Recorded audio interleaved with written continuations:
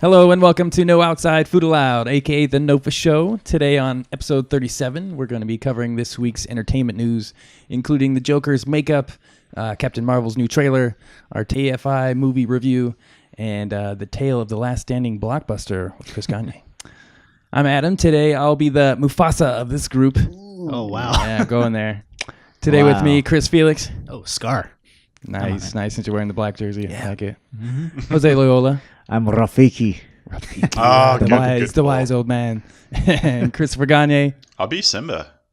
The new Simba, king. of course. Somebody's got to be it. Oh, Simba. Yes. Can't be the Lion King when that's the actual king. Of course, So, right. yeah. Of course not. We're missing our Timon and Pumbaa. Right. We are. Totally. I'm dubbing that Sam and Eddie right now. Totally. Hey. Hey, they can fight over who's who. Hey. Totally. But Eddie's been working out. Oh, so you're basically dubbing. Not at all, sir. No. Interesting. Let's, How dare you let's put not- words in my mouth? let's not assume anything. How dare you? I plead the fifth. We got a lot of news coming out this week. We want to start with, obviously, Marvel and DC. They always got something coming out. Captain Marvel trailer just dropped. It looked very pretty. What'd you think, Felix? That was dope. I loved it a lot, actually. Honestly, it's kind of a paint by numbers trailer, in my opinion. Like, I feel like I've seen a lot of those little moments, but I'm still excited. Like, I'm still excited about this character. I think she looks awesome. I love that there's a shot of her, like, in her Secret Wars getup where she has the mask and, like, the mohawk going by. Really cool stuff. And she's punching old ladies on the subway. Totally. It's pretty awesome. Yeah.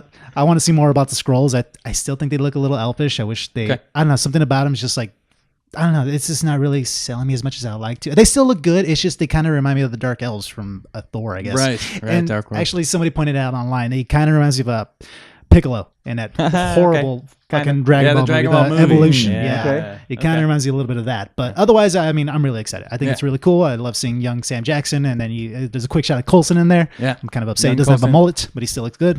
So, yeah, I'm excited. Yeah, a lot of different space shots, and you can tell she was kind of an Air Force pilot. Maybe shot into space somehow. Ends up with the Skrulls, it looks like. Right. Shows a couple of different uniforms, the green and the red. Yeah. Obviously. And what about you, Gons? Yeah. How good is Marvel getting, or I guess who's doing the special effects? ILM. I mean, basically turning back the clock on actors. I mean, it's flawless now. I mean, it went from a while ago where you'd look at it and go, okay, it's getting there, to now you're like, that is literally Samuel Jackson from the 90s. Like, holy crap. Yeah, it looks good in the trailer. Yeah, you can thank Brad Pitt for Curious Case of Benjamin Button. Yeah. Is that where it all started? Yeah. Yeah, it's really cool. I'm really excited. I really want to know what's going on with this story because it's kind of like remixing her origin from what I could tell. Like, I don't know. It almost seems like maybe she's like part alien or something like that. She has no like memory of her being on Earth. So I'm kind of curious to see where they go with this. It's not the origin that I really know. The one I know is kind of Green Lantern-ish, I guess, where Marvel's like dying on Earth and he like bestows his powers onto her. So this is like something totally different. So yeah, I'm excited. Like, as much as I say this kind of looks familiar, like I'm still excited. You get a quick shot of Jude Law in there too, as Marvel. We don't know if he's Marvel. Well, we don't know. I thought True, it was in the, like, when you look at all the characters up, it said his name is Marvel. Yeah, now. he is I Marvel. want to say like his it's- casting on IMDb says like Doctor something something or Yeah, other, it's a and red- that's okay. one of Marvel's like It's a red side herring. names. You know what I'm saying? They're we don't know. There's speculation that Jude Law's character could be a bad guy. So we don't know at this moment. That's what they're keeping it on the wraps. They're not really too upfront exactly Keeping what's some going on. secrets. Yeah, and to me the trailer feels like a Terminator-ish almost, where Carol Danvers is like, what the hell am I doing here? I don't know this planet. Why does everyone look like me? I'm gonna go punch old ladies in the face, and I'm super powerful, but I don't know how powerful I am. And I'm gonna go, and I think I'm expecting her to give a thumbs up as she's dying, in a pool of lava at the end of the movie. And that's how she's gonna rise as like a red, with the red costume. Right. I don't know. That's what lava does. Rebirth. Exactly. Yeah. But what was I gonna say? I'm kind of with you on the bad guy theory. I've heard a few theories like that. Like he's gonna be the sleeper villain. I think we're not gonna really see it coming. But if you kind of look at it, like he's shot very villainous. Like there's always a weird angle, like some weird color tones or shadows. I'm like, that's a villain look. Very young Pope. Hey. Maybe. So yeah, I don't know. Maybe. It does look like, she's working with the Kree in that the green jumpsuit. So I'm curious to see, like, they look like they were kind of messing with her brain and she was being tortured and whatnot. Yeah. So yeah, maybe she doesn't remember any time. Yeah, it's probably in the middle of the Kree Skrull war. So like, yeah, that's probably what's gonna separate that group, because you see, I forget the actor's name. I can't say it, but the guy that was in Guardians of the Galaxy 1, the guy that's pursuing Digimon Hunsa. Yeah, I don't know. Yeah. I butchered that, I know, but I know who you're talking about. Digimon. Digimon. Yeah, he looks like he's on the same team as them, and then you see Ronan the Accuser a couple times in there as well. So I think we're going to see how everybody falls into their respective positions, as time goes on. So. But who's the main big baddie is the question. Yeah, they didn't really focus too much on the villains. Yeah, and knowing Marvel movies lately, they've been focusing more on their big baddies, like Black Panther. We all knew Michael B. Jordan's a big baddie. Right. But so it's like, okay. Well, maybe they'll tease us with a little Thanos. Yeah, the Skrulls are supposed to be the villains from what we can see, and Ben Mendelsohn seems to be the ringleader of them. Right. I don't think they're going to do Super Skrull, because I think Fox technically has that still, even though they're merging right now. Gotcha. But I don't know. I'm still going by the theory that we're going to see some Black Order or Thanos. I'm still going to sit on that hill and die on that hill. That'd be nice. I still feel like, we're going to get a, maybe. I mean, it's in the 90s. Why not? Right. And I want to see more of those characters, and I still feel like the Black Order went down pretty quickly, honestly, in Infinity War. So I'd like to see them, really put up, a good fight this time. Yeah. So checkmark villain. Would it be cool if she's in that bus scene when she punches the old lady? If that's the bus where like Keanu Reeves and Sandra Bullock was at. For speed. And it's the scene where like the lady's about to get off the bus, and what do you call it? The Dennis Hopper like blew up the portion of the bus because like the old lady's trying to get out the bus. I thought you were gonna say she's actually an old lady. And she's just punching. And Carol Danvers, like it's like a alternate reality, and well, it's definitely a scroll in that old lady body, but that'd be hilarious if it wasn't. Last thing on the trailer. That would be funny. There's like this little controversy that she just shows like no emotion in the trailer. Did you guys see this? Yeah. It's controversy? The no smile. There's like 3 pictures of her with like no smile, and they're like, oh my god, she doesn't show any emotion in this trailer. Jesus Christ. Who cares? Yeah, I know. It's just. I mean, like, it's just the internet being fucking troll, man. Why can't everyone just be just chill and just enjoy that shit? Speaking of the internet being trolls, you saw the Joker's new makeup? Hell yeah. Yeah, I hate it.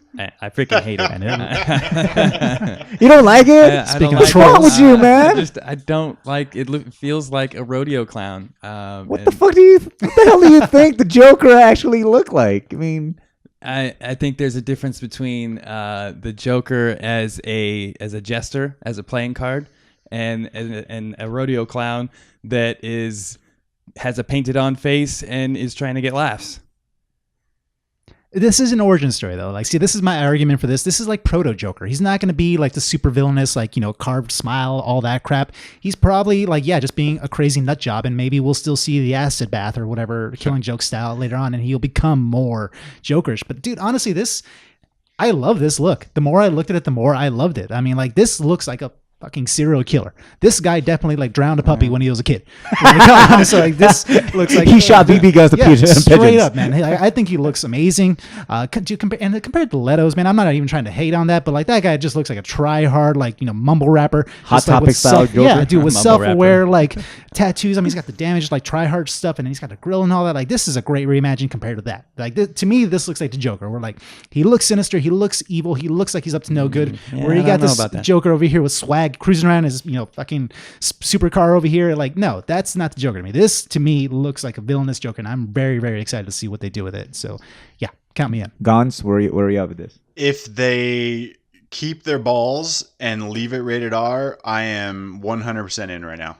I definitely like the look. It's something different. I'm going to err on the side of they can still choose to go in a direction and do a, darker take as the movie progresses. Maybe this is just they just started shooting this movie. Like, I'm stoked that they gave us a little taste. I have no idea about the story. I just hope to keep it rated R, and I fucking love Joaquin Phoenix, so I'm in. I was on the fence when I first saw like just him in like the test footage, but then when they started to release a little bit more on set, it fit, it made sense. It looks kind of gritty. I'm excited.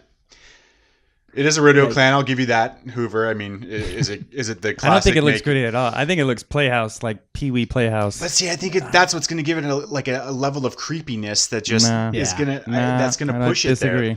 Okay, well, we'll see. I'm glad you said creepy. Who's that killer that with the John Wayne Gacy? That's exactly what he looked like to me when I first saw that. And that's what they were going for. Here's my take on this.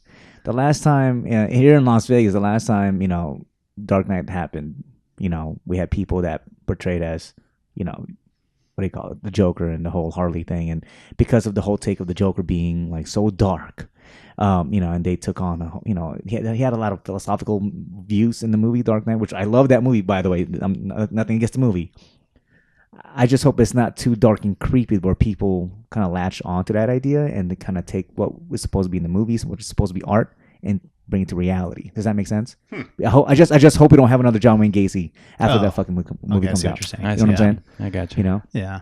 I don't know. I think it is going that route though, where it's gonna look more like real, like playing on your real fears, just kind of vibes. Like I said, he looks like somebody who would be hiding in an alleyway ready to jump at you and freak you out. I think it kind of has a weird combination of Cesar Romero from the Adam West days, and then also Joker's mask at the beginning of Dark Knight during the heist. He has that colorful kind of mask. So I think that's kind of what it reminds me of. And then just the way he's like kind of animated, like his body, the way there are just pictures, we can't see him in motion, but just the way his look works for me. I don't know. It just looks like super creepy. It looks like a deranged kind of psychopath. And like I said, I mean, like what's scarier than an actual clown, like a murderous clown. And this looks like he could be legit on stage and then come off and then just stab a few people. Well, Joaquin Phoenix is also, he's kind of creepy by himself. Have you seen that? Have you seen that video where he's interviewed with David Letterman? Yeah, was that for I Am Here or I'm Still Here? Yeah, something like that. And he just like flat out he was on that documentary where he was kind of, dude, he had a rap career for like a month. This guy does some weird shit. Ever. Yeah. So I don't know, I'm all for it. Count me in with this. Well, Joaquin, it's on you. Well, we'll see. I'm on the fence, but we'll still watch it. You being on the fence is better than where you were at the start of the week when you saw these, so I'll take it. We've turned you, Adam. But no, I just didn't want to go off like I did on the podcast. But that was a pretty cool intro though, when they're like he's standing there and like the video is kind of showing on, and that's a cool that's a really really cool intro for how they're doing it. Yeah. I hope they keep that vibe, because it's creepy and kind of mysterious and just something very unsettling about it, and just the way that smile creeps over him, like no, this guy's up to no good. Yeah, definitely that. Could this be like a pre-Joker?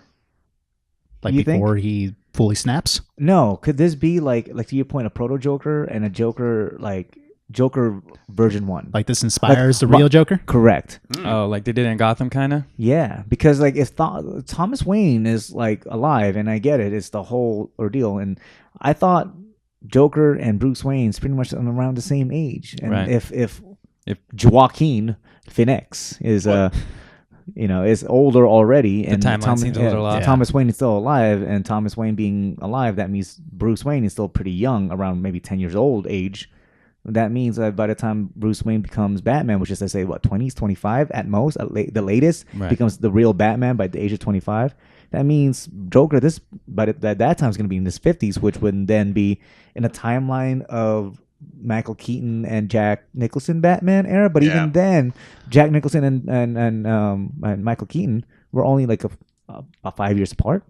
If my numbers are maybe like a decade at the most, I would say, but not that much. Or maybe that's we were saying that Joaquin Phoenix does look a little older for an origin story, so So could he maybe be the timelines? Could be the Joker version 1, and he kind of just takes on another person, like and it's not the Red Hood. Is that the because in the Killing Joke, he was going into a gang or something like that. They're initiating him, and he had to wear the Red Hood, and that's where the whole the acid bath happens from there at Ace Chemicals. So that's a good idea. I mean, I don't see why not. I mean, we all said he does look older, so it would make sense if he's sort of the inspiration for what becomes the next Joker that faces Batman. So I can see him pulling a Gotham. Yeah. Exactly. Nice throwback. Yeah, that's exactly what it is. What's the actor's name? Gotham. I forget exactly. From Shameless, was he? Yeah. I think so. Yeah, he actually did a really good Joker impersonation, which they didn't call him the Joker in Gotham. Didn't he have a twin brother? Like, didn't they kill one and then the twin brother took over? And I have no idea. I never watched. You guys got way further than I did. I just saw stuff on the internet. I didn't watch it. I do clips on YouTube, and that's it. Nice. Yep. He played an interesting Joker, but yeah, they were twins and one died and the other took over, and it was weird. Yeah. Adam saw it. Yeah. All right, moving on. Let's stick with Marvel, I guess. Feige is confirmed to take X-Men, the franchise, back for Disney, I guess, for Marvel Studios. Papa Feige. Yeah. Yeah. So that's only a good thing, right? Makes sense. And Sam wanted me, and good old Sam, I hope you feel better. He wanted to say that he feels that Papa Feige, having taken the helms of X-Men, is a great thing. So he wanted to make sure that's known. He loves the idea that that's happening. That was something that I was actually having a marketing background. I knew that was going to happen because I'm sure they've been working on this shit for the last 2-3 years. Mm-hmm. They're just waiting for a good time to actually release, bring it out there. But I do have a theory. And that theory is that the whole Fox merger is going to come into 3 different phases. The Fox murder? Yeah, a Fox merger. Oh, merger. Merger, yeah. Fox merger. Yeah. I think the Fantastic Four is coming out first. That's the very first thing they're going to introduce. I think the Baxter building is going to be the old Avengers building. Mm-hmm. I think that's clever. And the person that bought it could possibly be Von Doom. And Von Doom is going to be very interested in the idea that there's a possibility there's Infinity Stones. And that means there's greater beings out there. And that hence he's going to be super just stuck with that, and so he's gonna, it inspires him, and turns it down the dark path, right? Dark path 1, 2, and he needs Reed Richards and the whole Fantastic Four family. And it's gonna be the whole family, including the kids. I think they're gonna go with the whole version of the whole Fantastic Four and the kids. I like that. I think. Yeah, why not? And, as long as he's real Victor Von Doom, like megalomaniacal, like from Latveria, not fucking guy from Nip Tuck, right? Being pretty boy, right? Like, no, I want to see a realized Victor Von Doom, not this hacker, right? Bullshit, wearing mask, all that crap, right? Like, no, I want a real Von Doom. And they were talking about how there's the Infinity War book that came out that talks about like behind the scenes characters and gives them a little bit more detailed. It's like the encyclopedia of Infinity War movies, the MCU world, and they're talking about how Scarlet Witch. Her description in the encyclopedia said something about how it didn't say anything about her powers. Instead, it actually had the word latent powers deep inside of her, which was X-Men. X-Men, they have latent powers that's awoken. So they're like trying to hint that maybe she's an X-Man, like, exactly, in hiding. As they've been working on it for the last few years, yeah. Mm. So in this case, I think the whole Infinity War, the way they will reverse everything, will possibly awaken all these latent powers from activate exactly initiate all these powers that people may have had all these times. I don't know, we'll see whatever Papa Feige will have. Yeah. Papa Feige. I heard an interesting theory from Sam. That's for me. One of the guys I follow online, Koi Jandra, he had a really cool theory that maybe we'll have like a reverse house event. Maybe instead of eliminating all the mutants, maybe Scarlet Witch, because she's kind of the loose cannon sometimes, makes all the maybe mutants. She'll say like mutants instead, and then all of a sudden everybody starts getting these dormant powers activated, initiated, start button pushed. So yeah, maybe, I don't know, but so you think we're gonna get Fantastic Four first? I'm hoping 1, 2, yes, because I want to see Galactus. Yes. Really bad. Yes. That'd be a good one. Yeah. They want an episode. Give me that big dumb helmet. Bring it to I want to see another purple fucking being, and I want it to be Galactus. And damn, so that's your dog, yeah. And it's gonna be a fun time. And what about Scarlet Witch and Loki's Netflix stuff? Oh yeah, so I didn't really read too much into that, but supposedly Marvel's gonna be doing its own series of characters for like the smaller side characters. Supposedly one with Loki. I don't know, are they together or separate? It's separate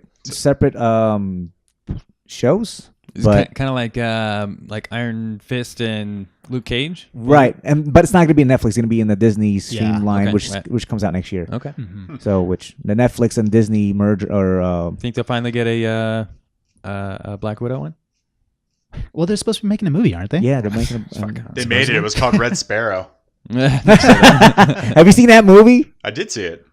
Okay. I only saw clips online.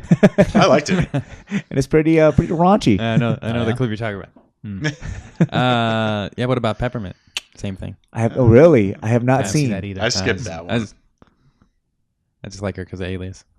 Anyway. Oh, really? Anyway, moving on. Jennifer Affleck or Jennifer Garner? Jennifer Affleck, yeah. So, Gagne, we got some new Bond news. What you got on that one? Yeah, actually exciting Bond news. He hasn't done much, but the director they hired is Cary Fukunaga. Joji Fukunaga, I should say. He wrote it. He's been a producer on True Detective. He wrote and directed Beast of No Nation, which had Idris Elba. It came out a few years ago and was nominated for a bunch of awards. So kind of artsy, but he does some really cool work. He's got a show that just came out on Netflix this weekend, Maniac, with Emma Stone and Jonah Hill, which I watched the first episode and it's pretty trippy. So I'm interested to see what he's going to do with it. Like, he's not like a huge name, but he's a name, and it's Bond. They're not going to deviate too much, otherwise they're going to go the way of Danny Boyle. So that's true enough. They seem to be rolling over directors pretty easily these days. Yeah, and then you mentioned there was news of Cavill possibly being what I heard was after Bond 25, when Daniel Craig's officially done, maybe that Henry Cavill's name's in the hat. Sorry, Cavill. Yeah, I know I always do that. But he's in the hat for taking over for Bond. I'm okay I liked with him that. in Mission. Sorry, go ahead. I'm not. In Mission Impossible, he looked great in a suit kicking ass, so I could see it. Yes. Hell no. I still wish they'd go Idris, but Yeah, I agree. That would be great too. Maybe this is the end right here because Fukunaga's worked with Idris, so maybe he takes over the next couple. Interesting. Fingers crossed. See, I didn't hear that Cavill rumor, but I mean, I could kind of see it. He's kind of young though. I mean, I don't know. I feel like most of the Bonds have been a little bit older. But maybe it's time to hit the hard reset. Yes, but if he is Bond though, so is that that it for Superman? Actually, I actually read another. I actually like him as Superman more than Bond. Oh, me too. Absolutely. Totally. I read another snippet on Highlight Newsreel that said that maybe with all this Henry Cavill talk that they're going to push forward with a Man of Steel 2 now. They better. I don't know. I would love that. They better, and I want the same tone as Man of Steel and BVS. I don't care what anyone fucking says. I love those movies, and I want the same. We're mostly with you, Jose. Mostly. I was halfway with you. Well, you can only watch today. It's 3 out of 4. Actually. Yeah. Hey. Yeah, I don't care. I'll fight for everybody. I don't care. Exactly. The movie was not good. Just go listen to the episode. He doesn't have to fight anymore. Yeah. Yeah. Well, I saw the actual Death of Superman, the animated one. So did I. I liked it. It was good, but I noticed they borrowed a note from BVS where he gets stabbed now at the very end. Right. Spoilers, he dies. But yeah, like instead of beating each other to death, it looks like Superman kind of breaks Doomsday's neck, and then Superman gets stabbed right in the arm, right in the chest. The reason why they had to go that route is because in the comics, it just showed that they're just laying flat on the floor. And if you're a comic book fan enough, you go, why are they just laying flat on the floor? Why don't Superman just get up? Just beat him unconscious or whatever. Exactly. And so in this got to case, be a killing blow. There's got to be like an actual, like legitimate, like final finisher move for Superman to actually lay flat to think that he's dead, and which will introduce, spoiler alert, the 4 other Superman. Yeah, Superman, which is totally glasses over. Dude, it super hinted at it though. It did with Superboy. Did you see the little? Was there a Superboy one? I feel like I missed that one. It was like Superboy. In the middle when they're the first down one. in the Cadmus project, right? Yeah. It was like real brief. And they're going through some tanks, and one had him like curled up. I saw the other one. I missed him. Which is actually a direct link to the actual comic books in the 90s, which is nice. Which is really nice. It's, and what I liked too was they did it when Lex was on house arrest. He had the red wig and beard. And that's cool like callback. a straight callback from like Lex Luthor clone back in the 90s. Yep, exactly. Yeah. Exactly. It was good. I enjoyed it. It was fast. It was like an hour and 30 minutes. It was pretty quick. Yeah, I liked it. It had the actual Justice League that I know. So that was cool to see. Yeah. And back to the Cavill thing, I don't see him as Bond, and it's really the whole Bond thing. It's cookie cut. There's Bond. He has a lot of gadgets. He's into women, and he's gonna fight some devious guy who's probably got a scar on his face. He's got a scar on his face, or like he's got a weird accent. Yeah. So he's got a cat. Yeah. And you don't find out who he is until the very end of the movie, and that's it. And that's really cookie cut. So. The one thing I would say is you got franchise fatigue setting in on the no, Bond's not going anywhere. Not necessarily. And I think that's why we were talking about how the directors kind of change in and out. It's like they know what Bond films are out, and that's what people like. And I'll continue watching Bond films because I do like the Bond films, all of them. And it's just one of those things. It's like, okay, we don't need a high and mighty director to kind of helm a movie. It's just someone that knows to make it look pretty. Just stick with the script that we've done. Something's been working all these years, and go from there. So it would be cool to see Cavill actually use his native accent though. To actually be English on screen, because he's always using American accents. So let's see him pull that British charm. Well, what a Kit Harington, bro. He'd be a good Bond too short. I can't wait to see him when he actually cuts his hair because I feel like he's gonna look like Jon Snow forever until he's actually over. What's he gonna look like once he's done with the Game of Thrones? Isn't he younger than Cavill too? He is, yeah. He's 24. And he's like 5'7" or 5'8". He's short. He's kind of short. Yeah. Which brings me, what about Kit Harington as Wolverine? No, he's too buffed up a little bit. It's too pretty. No. Yeah, but he's, he's hairy enough, burly enough, and he can gain a little bit more muscle. He's short enough in the comic books. Wolverine, short, right? Yeah, Wolverine's always short. He's always been short. Maybe you got a point. But, maybe. But he's got an accent. I can't picture him like talking like Daniel tough Radcliffe. guy gravel like kind of voice. You just want him to be in like Game of Thrones forever. I just want Game of Thrones in. I'll be a real sad boy. You're typecasting him forever. No, I'm just saying, like, what's this guy gonna look like when like civilian clothing once he's done? It was weird seeing him in a car. Did you see that commercial? No. There's a car commercial and he's driving, and it was really weird. Yeah. I don't have regular TV. I just have direct TV now, which I barely watch. This was a while ago. Anyways. Okay. All right, moving on. We'll talk about some video game news. Oh yeah. There was a big announcement, that Nintendo's got all their classic consoles coming out. So Sony jumped on board with that, and now they got their PlayStation Classic coming out. What'd they announce, Felix?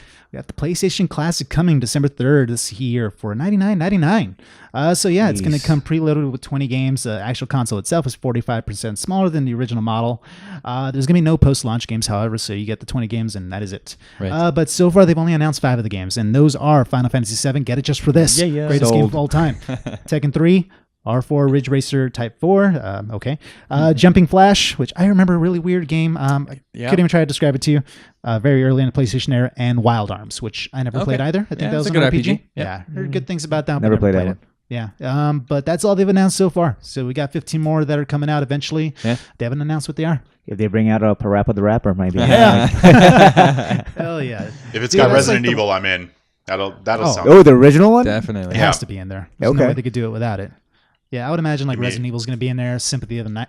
Symphony of the Night. Symphony of the Night. That'd be a good one. What else could they put in there? Oh, gosh. There's got to be like some Crash Bandicoot. Metal Gear Solid. Metal Gear Solid, yeah. The original Tomb Raider, probably. Maybe, there you go. Maybe. Maybe the original one's pretty rough, that'd be a though. steal for $100. Blocky. I mean, A little bit. Yeah, for $100, totally. Yeah, $100, I'm in. I mean, I bought the Super Nintendo Classic. I barely play it, but I still have it. Yeah, so let's jump on that. Yeah, right. How much, This is really more of like this is like more like a I don't know, just kind of cashing in. Nostalgia. oh, it's totally nostalgia. cashing in. Yeah, it's Absolutely. Yeah.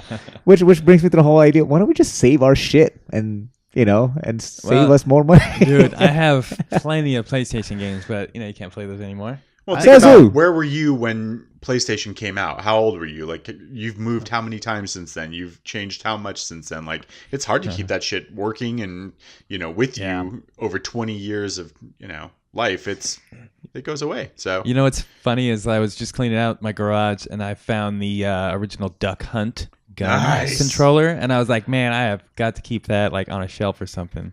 Absolutely. I feel like I have mine somewhere in there too. Yeah. I have like the red gun and the gray gun, I think. Oh, okay. I even have the advantage, the joystick controller too. I think it's so stiff, but I mean, hell, it's just cool to have. Which I read somewhere that I didn't know that if you're playing Duck Hunt, if you have a controller, the second player can control actually the duck. Yeah. I didn't know that all these years. Oh, yeah, I think I remember. I didn't know I that. It just never came knew out that like, either. and it Wow. like became viral because of what's his name? Shit. I don't can't think of know. it now. Someone was supposedly Anyway, sitting down on the second controller, and like they noticed the duck kept going to the Yeah, left in side the of the right screen. corner and- or whatever. Yeah. Then they're like, "Holy shit, we can control it for the second controller." I actually remember doing this because I would play with my brother, and I would make that duck do like crazy zigzags and jump up and down, and oh yeah, dude, it's crazy. Oh man, that's cool. That's what I'd go back in time and do now. I just play second player on Duck Hunt. I never knew it. It's Yeah, exactly. Or Galaga. Ooh. I still have a Galaxian stand-up arcade machine. Yeah, you dude. do. It's pretty good. I have a throwback That's- night one of these nights. that's Should. nice. All right, moving on. Still in video games. Telltale Game Studios, unfortunately, just closed down. They did, Game of Thrones. They did a Batman. They did a Wolfman game. Lots of cool story-driven drama-type games. If you like that type of storyline, type of driven game. Did you ever play those? I know Gagne played the Batman ones. Yeah, I love the Batman one, and I actually played their demo. They did a Guardians demo that I played, and that was cool too. And I was looking forward to going back and doing the Walking Dead ones you guys suggested. Right. Yeah. Now, on a scale of 1 to 10, Gagne, how much did you like the Batman game? Like an 8. Okay. Wow. Yeah, actually, I played through it. I thought it was really entertaining. I liked the story. It was fairly, if I remember right, it was fairly short. You could maybe beat it in 10 or 15 hours. If Yeah. that. Right. If that. Yeah, it's all just kind of story based. So you're just kind of reading along, and some action comes around. You can do some button presses, and it's just a kind of a cool story. That's all those are. It's a moving comic, but that you get to interact with and make decisions on, and I don't know, I liked it. The Walking Dead one was pretty entertaining. I think they're on the 3rd volume now. Yeah, well, so let's run through some quick facts real quick. So, yeah, they opened in 2004 originally, Telltale Games. So they actually had like earlier games of like Back to the Future. They did a Jurassic Park one also, but they hadn't really quite established like what their formula was. It was that Walking Dead season 1 that really like kind of set them in stone. Like it was game of the year for a lot of people that year, and it was a really good game. I loved it. It's a really emotional ride. And I think so. This was the 3rd main chapter, I believe, in the Walking Dead season. They also had a couple spin-offs, one with Michonne, and then I forget what the other one was, but it was like right after the first season. And it's been a continuous story.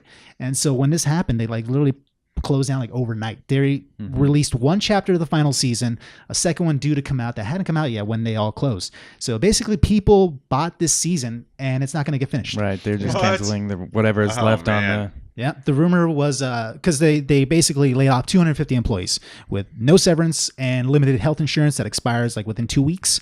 So they screwed over a lot of employees, and they kept the skeleton crew of 25 people that were rumored to finish this season, but that's not going to happen. They're actually there to complete Minecraft story mode for Netflix, and apparently the Netflix offers interactive, like kind of choose your own adventure movies, I guess you could say, where you click on certain things and it'll do stuff like that. It'll choose your story, whatever, and they're gonna work on that. It's their last ditch ever, which is a shame. But it sucks because like I played the first season of The Walking Dead and it was fantastic. I love that game. I didn't really play too much of the further ones, but that story had a great impact. I love the way it played out, and it sucks that anybody that continued on, they're not gonna know how the story ends. I mean, maybe it might get picked up by somebody else down the line, but as of right now, that story is not gonna get finished. And it sucks. And they canceled a lot of projects. They had other Game of Thrones that they're going to work on. The Wolf Among Us, which is a fantastic game. If you haven't played that, that's one of my favorites. It's based off a comic series called Fables, I believe, where it's basically like kind of a grittier noir version of like Fable characters, like the big bad wolf, Snow White, all these characters. Really good stuff. I love this game. Go check it out if you haven't had a chance to play it. What was that name again? The Wolf Among Us. Oh, cool. Season 2 is canceled, unfortunately, and they had a Stranger Things that they're going to work on also. That's not going to happen either. Right. It's a real shame. Did they talk about exactly what happened in the company and why they shut down? I didn't really read a lot of details, but there's repeated things about just the lackluster sales overall. They were like really like pumping out lots of games to the point where I didn't care to keep up because there was just too many, and they're kind of like slower paced games too. Like I couldn't even finish the Game of Thrones just because that's already like a lot of dialogue and just a lot of conversations in those stories alone. So it's just waiting for me to push a prompt. Like I just kind of got bored a little bit. So like reading a book. It really is. Not that that's a bad thing. No, but but I think for the millennials out there, it is a bad thing because millennials, they don't have the attention span. They don't have the attention span. They don't want to invest all that time. They just want to go. What's the next game I want to play? Yeah. So, and like you said, it didn't necessarily translate to like sales as far as like lackluster I saw them on PlayStation Plus, like they give out these for free like all the time. So I'm wondering if it maybe has something to do with how they put out the games in them being episodic. Maybe they only they put them out too far apart. You can't really get into it. Maybe. Yeah, it's really hard to write deals. Yeah, and it's to base your game and like something you're supposed to be interactive in is only story based. Well, guess what? We're in a social media ran world now. Where in this case, if your whole motto is it's all about the story, well, your story can be spoiled by the first person that saw want to play the game. So in this case, well, I don't want to read all that. You already told me what the story is. I'm done. I'm not going to play that game anymore. That was another factor too, is a stale model. People were kind of like just over the way the games were being super repetitive and to a point where you never had huge consequences the way the first Walking Dead season offered you, where the characters weren't dead. That's kind of true. Giving you kind of fake options. They kind of all wrapped up the same way in a sense. So they weren't really as unique as they could have been. Another thing too that I read was toxic management as well. There was I guess just poor treatment of employees as well. I saw a couple like people that got laid off there tweeting about it too, how they got screwed with no notice and just management was just handled the whole situation very poorly. So it's unfortunate. It's really sad. I mean, I guess they kind of just self-combusted themselves in a way. But Are they mainly United States ran or in the U.S. or domestic or I want to say so, but I don't have that fact in front of me. But I want to say they are, but I might be wrong. Okay. But yeah, so R.I.P. Telltale. Yeah, too bad. It's no, they'll be back. They'll be back. Well, somebody might pick up, hopefully, some of these franchises. I mean, I don't know. The thing is, this is still going on right now. We have no idea how it's going to play out, especially with this final season of The Walking Dead. That's what I'm most curious about, because you literally have, how many people out there that bought this season, and now are they going to get a refund, or what are you going to compensate them with? Right. Well, they didn't compensate their employees, so I doubt they're going to compensate the players. Right. Very true. So who knows? We'll keep an eye on that, I guess. All right, last thing in nerd news. We'll just briefly go into this one. Batman Black Label just came out. There was some controversy. The artist decided they were going to put in a little shadowing of the Batman's Dick Grayson. And I'm not talking about the sidekick. And they quickly decided they were going to scrub that artwork. So any future comic books are not going to have Batman's Bat Dick. Yeah, the Bat Junk. The Batawang. The Batawang. Felix actually got a hard copy. It's actually a really nice. Are you sure it wasn't a little limp? Nah, it's a pretty thick book. But it's actually really nice quality. It's very nice. The comic, the copy he got. What's exactly. quality? Exactly. Yeah. The print and the color is very nice. Yes, it's a very shapely book. Anyways, yeah. So I guess very vain of them. Let it out, everybody. Just not childish at all. I guess we're not ready for Bat Dick. For Bruce Wayne. Yeah, Bruce Wayne. Clearly. But the comic itself was fun. The comic itself was very comical. Back to the comic. It actually, besides the one panel, the artwork's actually really cool. Yeah, it's beautiful. Actually, the art is gorgeous. It's very dark and noir looking. Yeah. It's not your typical comic art. It's kind of. But my question is why? It's why very do they unnecessary. Yeah. There is no reason. There is no more. reason. That's the thing. It's like controversy sells. It's now, I've always been a big, fan of DC all these years, but little by little, It's the Black Label. They had to be edgy. It's edgy. I don't know. I'm kind of taking away my tokens away from them a little bit, and this is one token I'm taking away from them just because you don't need this shit, DC. No. You don't. That's Don't the thing. need that. When I was reading it, I was like, they didn't really need to do that. And there's like 3 panels where you see like different angles of it. Like I didn't need to see him squatting doing that or any of that. Or Pretty much. Yeah, but It looks like they went out of their way to like focus on. They really did, because it's like in shadow. shadow too. So it's like you could have just left that all like black. Just put it in black. Yeah, and no, instead we got They're like, some. nope, we got to get this some outline. bad in. dong. I forget where I was going with this. Yeah, let's just end there. Yeah. Let's just move It's on. good book. On a laugh. How's the story in the book? It's not really giving away a lot, honestly. It didn't really get to the major story point. Right, where, it's only a part 1. Yeah, it's very much a prologue to everything else. It's very porno then. No, not at all. It's just like it's Batman just dealing with being Batman, just being crazy and moody and dealing with he's all beat up and shit. Very porno. It's basically a small not a porno. It's basically what it is. You're showing a genitalia part of something that has nothing to do with anything. They spend like pages of it and showing it on, and then that's panels of it, and they spend all this time on it for what? It's just to porn. scrub it out that same day. Yeah, it's just a porno Basically, comic, and then that's why I'm like I'm losing it. That's a token I'm When taking they away show from it. those in pornos, they tend to use them. So I would say it's not a porno, actually. Well, it's only part 1. It is only part True. 1. Oh man. We'll see what happens in part 2. All right, moving on from news. We're going to continue on with This Week in Nerd History with Chris Felix. We got some interesting stuff that happened. Nofa Studies. Yeah. Sure, let's call it that. Nofa Studies. Nofa Studies. All right, I like that actually. I can work with that. So I'm just going to break this down into sections this time. But yeah, so I'm just going to travel back in time to find out what happened in this week between September 23rd and the 29th. So in the world of comics, so let's see. 38 years ago, on September 25th, 1980, we had Kitty Pryde and Emma Frost debut in Uncanny X-Men number 129. So that was pretty cool. Cool characters right there. 40 years ago, on the 26th, 1978, James Rhodes, the War Machine, debuted in Iron Man number 118. Nice. And then 63 years ago, in 1955, Martian Manhunter made his debut in Detective Comics number 225. Dang. And then 56 years ago, on September 28th, 1962, Mr. Hank Pym, the original Ant-Man, debuted in Tales to Astonish number 27. So yeah, classic characters made a debut a long, long time ago. Wow, all in the same week. Yeah, pretty much in the same week. In video games, I didn't see so much, or I just didn't research hard enough. September 25th, 2007, Halo 3 was released. One of my favorite entries. Yeah, good stuff. First one on the 360. Awesome graphics. Really good stuff. I played the crap out of that one. Mm-hmm. September 29th, 1996. Great day for everybody. The Nintendo 64 was released, along with Super Mario 64 and Pilot Wing 64. I played the crap out of Pilot Wing. Yeah, we did. I never played that, but Mario 64. Mario man. 64 classic. And Star so Fox. good. You didn't play those? Star Fox was Are amazing. you kidding me? I did. Holy shit, dude! That I was could like, not put oh Star my Fox god. down. Oh my god, that was like the game Star like I Fox. mastered. Like I love that game so much. If But they have a 64 classic console edition, Right. Fuck. Yeah. oh dude, I'm all They about will. it.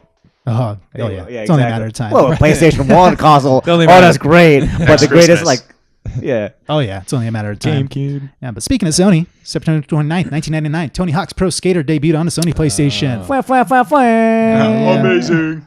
First time I heard Superman by Goldfinger. Really good stuff. Yeah. Wow. Yeah, Pretty good. But that's what I found in the world of video games. But in the world of movies and TV, I found a lot more stuff, or maybe I just spent more time here. September 23rd, 1962, ABC's first color TV series, The Jetsons, was released by Hanna-Barbera. So good stuff. Oh, wow. Good show. First color Colored. series, huh? First color TV series, September 23rd, 1969, Butch Cassidy and the Sundance Kid debuts, starring Paul Newman and Robert Redford. Still have not seen that movie. Still one of my favorites.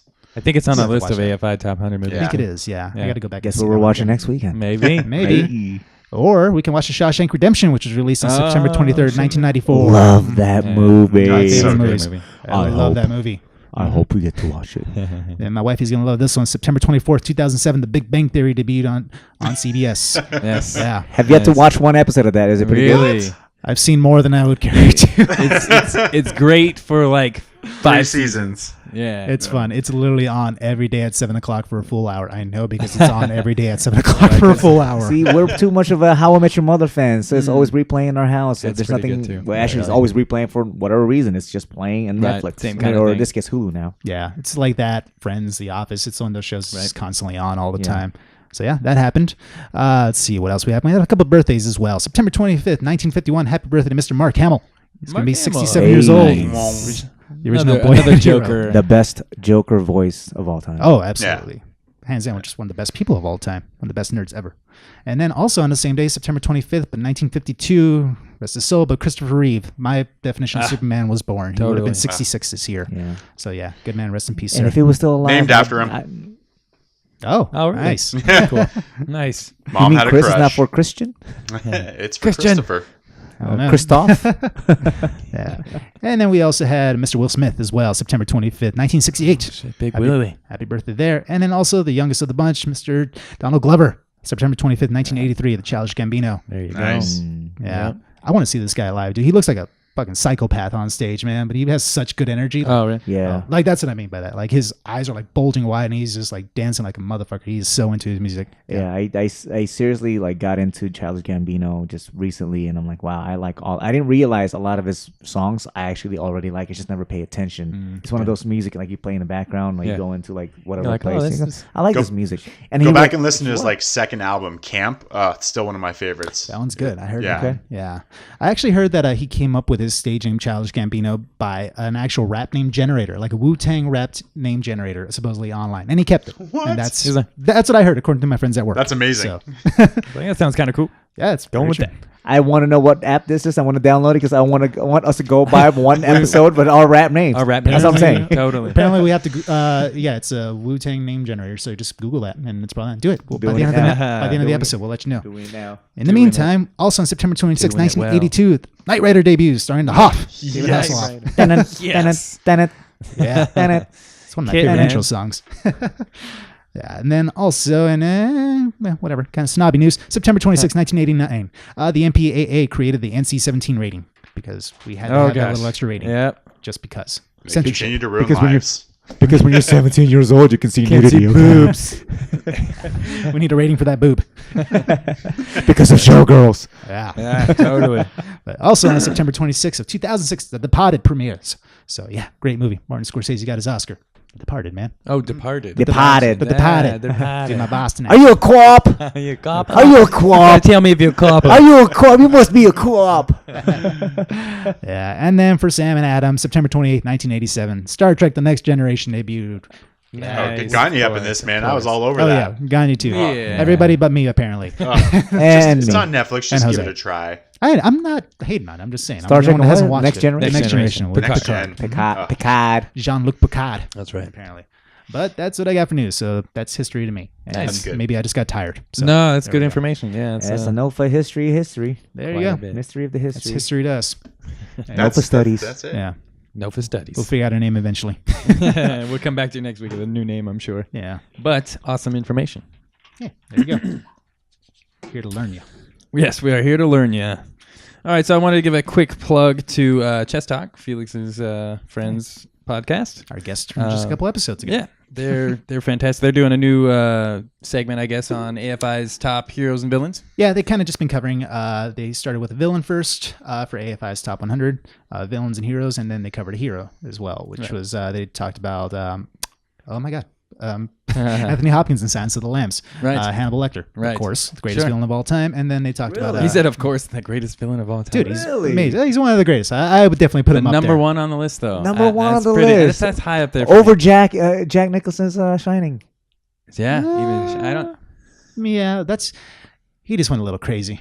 I mean, like Hannibal Lecter is just like look into those dead eyes, man. That is, it's creepy. Stop it. Don't do that. Hello, Clarice. Yeah, come on. There are some notable omissions, and Oh, yeah, totally. this list was like, eh. I was surprised when I saw it. We were mentioning the Joker because of the news earlier, and I figured just off the top of my head that Heath Ledger would be on the list, and he wasn't. You have Jack Nicholson on the list for Batman. Yeah. In 1989, I think it was, and you have obviously Hannibal Lecter as number one, which I don't know. Maybe I don't think that highly of that movie. Really? Yeah. You don't like it? Well, I'm not saying I don't like it, but him as number one villain of all time is a little. I don't know. I feel like there are plenty of other ones. I think Hannibal Lecter was more to me. I don't know. So I love the movie. I love the character. The problem with nominating him is he's not the villain in that movie. Right. He's He's anti-hero he's for part sure. of he's part of the story, and he becomes villain later, and he's also a villain before. But like, you had stupid stuff on there like Human from Bambi because Yes. Bambi's mom was killed. Like, come on, Right. like I think they have Wait, what? much She was too killed? loose of a definition of Villain. villain. Right. Yeah. So, like you said with Bambi, like I mean, come on, did we even love it. see the human in that No, movie? it just Like- says man. It just says literally just says man. man. Yeah. Oh like- man, sorry. I thought it said yeah. Either way, I was just like, come So, on. Like, you're gonna yeah. omit certain people like that. I mean, think of John Doe from Seven, Kevin Spacey's character. Like, Oh yeah. Right. I mean, Ooh, that's a how good one. fucking twisted is that ending when you finally get the reveal? And I'll give you Jaws, fine. Like that, the movie's called Jaws, and the shark is the villain, I guess. But like, that's not the definition of a villain. He's Right. He's He's it more of was a a- monster. Like exactly. It was a confused I don't list. like you said. Well, there was a Joker on here, but it's Right, Jack Jack Nicholson's Nicholson. Joker, which I think they had to go with Jack Nicholson on that one over Heath Ledger only because Heath Ledger had to go to Jack Nicholson for some pointers about how to be Joker. Any pointers, and at any point you go to anyone for a suggestion. At Do you that think point, like seniority? a little yeah, bit it's there? not seniority, but you're also kind of taking some pointers from them. So it's almost like a version of that character. So you can't go like, oh, Heath Ledger's got to be the better one. Like, no, because he actually he's taking cues from the original one. So the original one has to be the better than the secondary. You know, Yeah, maybe. It's like That's a debatable list. for sure. If we're going like top Jokers of all time, I mean, Sure. I'm sure it's it just different. kind of It's a different feels list. old school list, like a kind of an older perspective, kind of the same way as Right. the AFI top 100 films in general. It's Sure. I kind of look at this the way the Academy looks at the Oscars. Basically, they just want to look at these artsy, old school things that they kind of just ignore a lot of other things, and it's more or less about who made an impact back then, as opposed to like since then. It's you more know? about the prestige of the movie. Right. Yeah. So I mean, I don't know. There's some cool things on here like Verbal Kin from the Usual Suspects. I think is a pretty interesting choice, and you have Alonzo Harris from Training Day in there, which I did not expect to see. Number right. 50. Again, another anti-hero. Yeah, They're another trying to be tough cool. villain. Like Training Day, yeah. Yeah. Let's put Yeah. Denzel I on love the that list. movie. I watch that movie any day. That's a great movie. Oh, the movie's great. I'm not denying it. It's just Let's leave that to Chess Talk to debate. I Yeah. just want to briefly bring that up because we're moving on into our AFI list, which is their top 100 movies list. This week we covered Lawrence of Arabia, a 3 hour and 36 minute classic. It was done in 1962. It's number 7 on our list. I'll give you a little brief rundown on the movie. It's the story of T.E. Lawrence, who during World War I united the Arab tribes in order to fight the Turkish. It's a war movie. What you think, Felix? This is a long epic. Yeah, this is a long one. It was good. I like the film as a whole, I would say. I don't know if I can necessarily rewatch it personally. I mean, I feel the story was pretty straightforward. I think it was more about engrossing in the actual environment and being out there. Like, it did really feel immersive, as in, like, you see that desert setting, and it really got, like, every aspect of it down with the storms, with the nights, with just the glaring sun constantly. It was a beautifully shot film. I think there was some really amazing things that, especially for 1962, I think this came out. There's some really amazing practical effects. The war scenes were done very well. Where they're invading the town, I forget what it was called. Akiba. There's an awesome crane shot where it just pulls back and they're just kind of riding into it and they're storming the city. It was really amazing looking, and just a number of extras that they had out there too. Where they're I think the first train that they sabotaged, and there's just like, it looks like hundreds of guys just out there, and like that's what I was saying. Like, how's he going to control all these guys by shouting across over there? But it's just the fact that they liberties. The fact that they had this many like practical effects and extras just being there live. This is no CGI, where nowadays like they'll have 20 actors on there and they'll CGI 1,000 people and make it look bigger. They actually had a huge crowd out there. I thought that was pretty remarkable for its time. Overall, I mean, I enjoyed it. There's a couple things that kind of took me out of it. There's obvious use of like painted face in here, which kind of threw me off a little bit, particularly with Alec Guinness. We all know him and love him as Obi-Wan Kenobi, and he's playing this Arab general, I think he was, or just main soldier. Prince, I believe. It was Prince. Sorry. But it's just a little... It was a little jarring. It's a little jarring. His accent. Not that his... acting is bad. I mean, he's great, but it's just it's just an English guy trying to do an Arab accent, and it kind of flip flops back and forth a little bit. The other character too, those were the days. And you're just so used to that Obi-Wan accent, it's hard to. Yeah, I definitely heard him, and his posture too. He's very just like Jedi-ish, a little bit. And then I forget the other character's name, the other tribe member that they're bringing together. Anthony Quinn's character, right? Anthony Quinn. Yeah. Apparently he's Mexican Irish, and I noticed the nose right away. I was like, "Oh my god, look at Jafar!" We thought it was a fake nose. I looked up. Yeah, it's a very fake nose. Yeah. But I mean, those are just surface level complaints right there. Sure. A lot of the extras you can kind of tell. Some of them were apparently there was a lot of actual genuine like native actors or extras on. But the ones in the front, there's some that were pretty. Wearing some face. A little obvious. But yeah, overall, like you said, they're little small things. They're very small complaints. Overall, the film itself was, very great story. It's very epic for its time. Like I said, it made me feel like the epicness of it. Like you and I were talking, Adam, when we were watching, is like, I wanted to know what this was like to sit in the theater back then, because it feels very grand. Right. The way the movie starts off with just black screen, you hear the orchestra coming out. Like it puts me in that position where I envisioned the curtains opening. It was very much a classic Hollywood appeal. It had the same feel as The Godfather 1 and 2, where it was a spectacle to go to the movie, and you have that black screen in the intermission, and the music is all very orchestra or I don't know what the word is. Orchestrated. Yeah. Or orchestral. And it was just kind of, very epic in stature. And what'd you think, Anya? I was blown away. This is the first one on the list where I felt like it actually belonged. Because of so many of the things that Felix mentioned, the grand scale of it, the starting, with a completely black screen and the orchestra playing, like this had to have been the event to go see in a theater. Like imagine walking in dressed up with your, date and going, to this orchestra, like beautiful cathedrals, type theaters where you're seeing a 3.5 hour movie that, you have the intermission and you have the second story. There's just so much grandeur to this thing. Like I was blown away, like, and you have to respect like what they did and how they shot this with getting all these extras and being on location. And I looked some of the stuff up. I mean, they shot this thing in 4 months. Like that's that's a pretty tight film schedule for, nowadays that's usually what they do. And then they go into post-production for how long? I mean, but they shot this fucking thing in 4 months. Like that's incredible. Like the war scenes were done well. Some of the acting's a little bit over the top. Yeah, and Peter O'Toole at some points is just hamming it up, and he's like a stage actor, and you almost feel like he's on the stage. But all in all, like I really enjoyed it. It it is a very simple story. It's not it's not some major twists and turns, but I thought it was superb the way they shot it. I loved, every bit of cinematography that they did. I think that for the time, you probably never saw anything like that. And we're spoiled now, but I mean, this was just like, so to still watch it now and then just keep thinking it was 50 plus years old, that's crazy. Yeah, I agree. So, it's definitely feels a movie of its time. You could tell we've come pretty far from it. But I think with repeated viewings, I think this movie would get better. It's just so long. I don't know if I have the time to watch it again. Yeah. Very millennial of you, Adam. It's a 4-hour movie, my friend. It really is a commitment. How many days did it take you to watch it?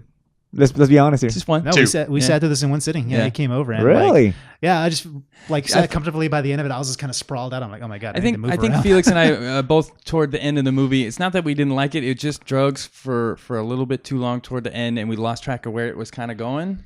A little bit. It's not that it was confusing, but it just is a little. It's just a long story. I mean, it's very much it takes you there too. It's a very long journey with them, and every time there was a small scene transition, they play this 5-minute sequence. Mm-hmm. One thing that you mentioned and Sam also mentioned was that the traveling in this movie is all shot left to right. Yeah. So it's all one direction. So it's all. It just seems like it's all moving in one. It's supposed to be like direction. A real journey. You're on this journey with them. But yeah, I think we honestly we should have just taken the intermission on a lunch break. Right. Because I feel like you just sort of just needed the to reset. It's funny you say that because back in those days, like the 10 Commandments, they do have intermissions. Mm-hmm. They stop the movie and say you have a 5-minute, 10-minute. Have you guys watched the 10 Commandments? If you recently. Do if you in April or during Easter, what do you call it? What's the movie theater? Cinemark. Oh. They do the movie classics, and we saw the 10 Commandments. I think the last couple of years, and we saw it, and an hour and a half into the movie, there's an intermission. They stop it, and that's the way it was back then. Yeah. They stop the movie and go get some your bathroom break, get you a soda. Yeah, do all that because they know yourself. It's a 3-hour plus long movie. Same thing with 10 Commandments. It's 3.5 hour long movie. 10 Commandments. So much like this. So understanding that to what you guys did, sat down for a 3.5 hour long fucking movie. You guys are champions for that one. And one, but two, I probably would have fallen asleep after 30 minutes because it's I like movies. I like watching movies, but for 3.5 hour long, it's very much you got to kind of prep yourself for it. Like I said, not that it's hard to you understand the movie. It's just it really is an epic film where you got to prepare yourself and be like, I'm gonna sit on this journey because it very much puts you there the same way The Godfather would too. It's a very long, engrossing movie, and this one does the same thing where you just feel like you're there and you're along with this journey. And like I said, every scene transition had a 5-minute orchestral break just to show them going more across the desert. So kind of just like 2001: A Space Odyssey. A lot of long shots, a lot of environment shots. Trying to show you the scope of this world. Yeah. The movie won 7 Academy Awards. It's on this list for a reason. Top 10. Best picture, best director, best music, cinematography, all the big ones you can think of. But at the same time, what other movies came out that same year that it? It's kind of what I thought too. Kind of went over. What are these movies beaten back in the day? But it's a whole nother. I guarantee you, if Infinity War came out the same year as that, Infinity War. Oh sure. I'll look that up. So let's give it some scores. What'd you guys out of 10? I would say I would give it an 8. Honestly, it's a really good film, but I just think we need to better prepare ourselves to watch films like these where we should take the intermission, go spend half an hour going doing other stuff. But no, I mean, that's not to discredit the film for what it did. I feel like this is a gorgeous film. It is definitely an experience. I think everybody should at least watch it once if you have any sort of appreciation for film. Right. It's hands down one of the more remarkable films coming out of its time to do the things that it did on film. So yeah, this is definitely belongs on the list, I would say. I just don't know if I could watch it immediately or right away. I got my fill for a while. I'm good. But I'll come back maybe eventually. I got the list of what it went against. Okay. The Longest Day, which I'm not aware of, The Music Man, Mutiny on the Bounty, and To Kill a Mockingbird. Whoa. Which, wow. I mean, that's a big one to go against considering it's also on this list as well. Yeah. So Wow. I want to say that Atticus Finch was on number 1 of the Heroes list. It was number 1? I think you're right, yeah. So. Yeah. So that's actually pretty big upset, I would think.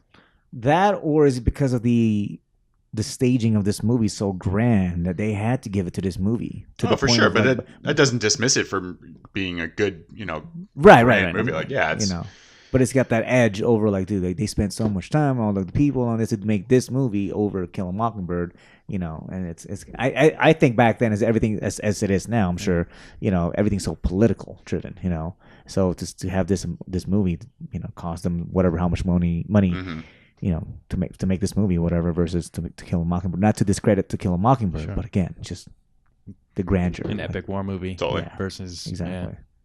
Yeah. It's the Saving Private Ryan of the time. Absolutely, yeah, totally. Yeah, I broke it up into 2 watchings. Right at the intermission, I did fast forward through the beginning intermission because I thought I was like, did I screw this up? Like, right?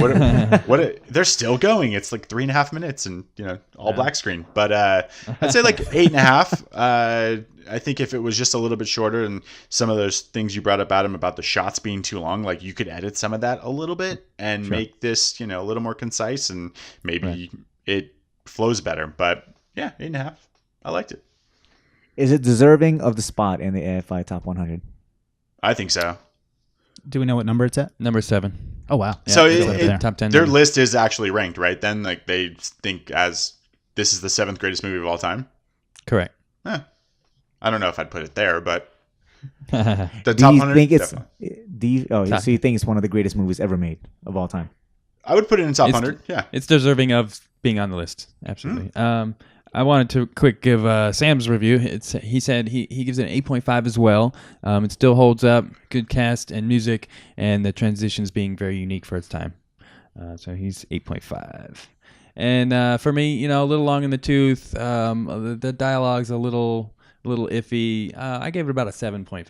That's what I would give it. Yeah, about 7. It's good, but not great. I would say it deserves to be on the top 100 list. Maybe not the top 10.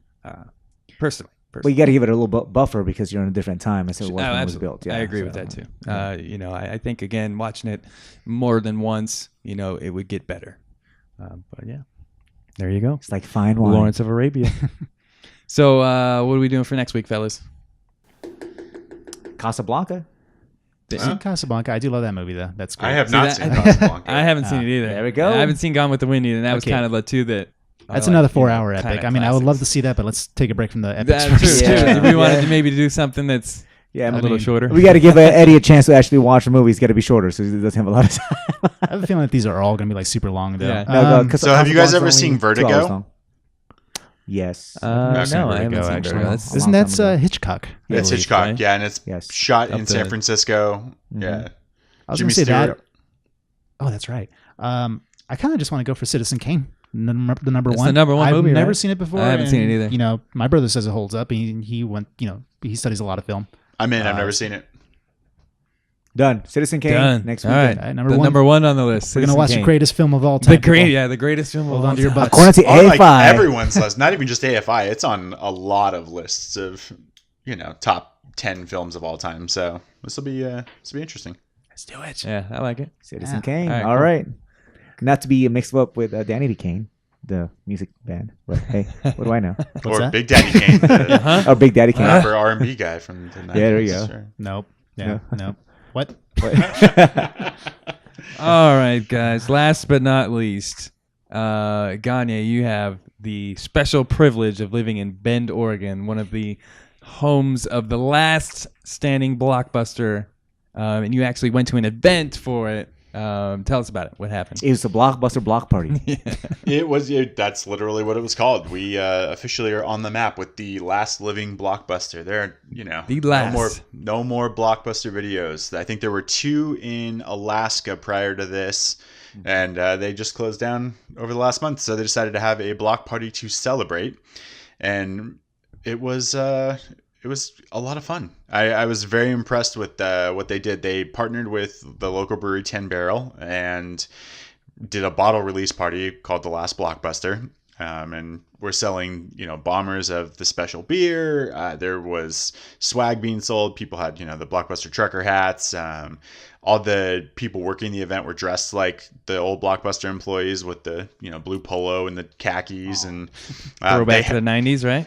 Oh yeah, they had. I mean, the doors were wide open for the Blockbuster since it was happening in their parking lot, and you could go in and rent movies. They were selling the old laminated membership cards for $1. I would have bought one. Yeah, there were different charities out there. They played a movie on like a pop-up screen. They were playing Strange Brew, the Rick Moranis Molten. I forget the brewery in Molson. There you go, Canadian brewery. But they were playing that comedy on it, and it was a good time. It was a really good time. You could just drink and had food trucks and sat outside and just, marvel in what used to be a Friday night when you would go pick up, whatever newest movie just came out. True. So was it like, did they sell VHS tapes? Was it like a full on 90s feel to it? They have like hammer pants. Yeah, and there's like... an area for like candies of hot tamales and right. like mounds. They did not go back in time and do any of that, but they did have, whatever DJ was playing it was all like 90s music. So they're trying to capture some nostalgia. They had some old school like posters hanging up, right? Like Freddie got fingered and Pulp Fiction. Pulp Fiction. Let's just say, I was surprised there were hundreds of people out there. Like it was very busy and kind of a cool thing to, post about and talk about since video stores are going by the wayside. Yeah, and speaking of video stores, Felix, you have a little familiar connection, right? My uncle's still running a video store. In case you people are wondering what that is, you can go to California if you're in the California area, in Whittier to be specific. What's your uncle's name? Martin Felix. He's running it. Yeah, it's his store. Yeah, what's the name of the Fastlane Video. So yeah, you can go. He has a website, www.fastlanevideo.com. Go check him out. Is it like a video or like DVDs or Blu-ray? Yes. I mean, they have to rent out VCRs too, still. just so you can watch the VHS if that's what you want to do. It just kind of reminds me of what do you call it? What's that movie? Jay and Silent Bob or no, 40-Year-Old Virgin. Where he goes in and the lady's like selling stuff for eBay, but you got to buy it on eBay. Like, well, I'm here to rent a video. Like, yeah, great. Rent this movie. Great. All right, I'm going to rent it, take it home. No, you got to rent it digitally online. We're just so here. You just go online here and download it. Download it on iTunes. We're just here to let you know it's available now. That's funny. But yeah, dude, go check it out, man. That place was my babysitter for a long time. Yeah, when I was a kid, my dad was running a print shop as well, Fastlane Printing, and right next door was Fastlane Videos and Records. Wow, that sounds like a movie. Yeah, but that was like my babysitter. Sorry, got any? I was to say I can date myself. I actually worked at a video store. Nice. I was Hollywood? I was Kevin Smith. I mean, I worked at the 7-Eleven that was next to the video store, and vice versa. So I worked at both the convenience store and video store, and man, it was the best. So just after school, watch the counter basically and rent people movies. And did you have to work the rewind machines? Oh, all the time. In case the kids don't know what happened, VHS, you actually had to rewind your movie to the beginning. It didn't just start over for you. And we had machines specifically to do that. And then there's some videos where they actually had the tab on there that you can't record over it. Yep. So they, it prevents you from recording over the tape. So it's pretty high tech from back then. But you know what, though? There was something about like renting a video because it's such a blockbuster night. You go in, you take the 15, 20 minutes it takes you to go like, which movie you want to watch? I don't know. It's a Friday night. Let's go do that. Okay, great. All the new releases. Okay, let's go, great. And then you go home and you watch it and you get pizza on the way or whatever it is. It was an event. Yeah, exactly. It's a whole thing. Well, dude, the line had like a bunch of snacks leading up to the counter. Exactly. Like, Hot It's tamales, like going to the movie, right? Exactly. You got your little concession stand. Exactly. It's kind of an experience. And you had your selection and then you took your thing and you took it home and you're going to watch that. That's kind of the problem I have with like Netflix is like, I don't know where to stop sometimes. Like there's so many options.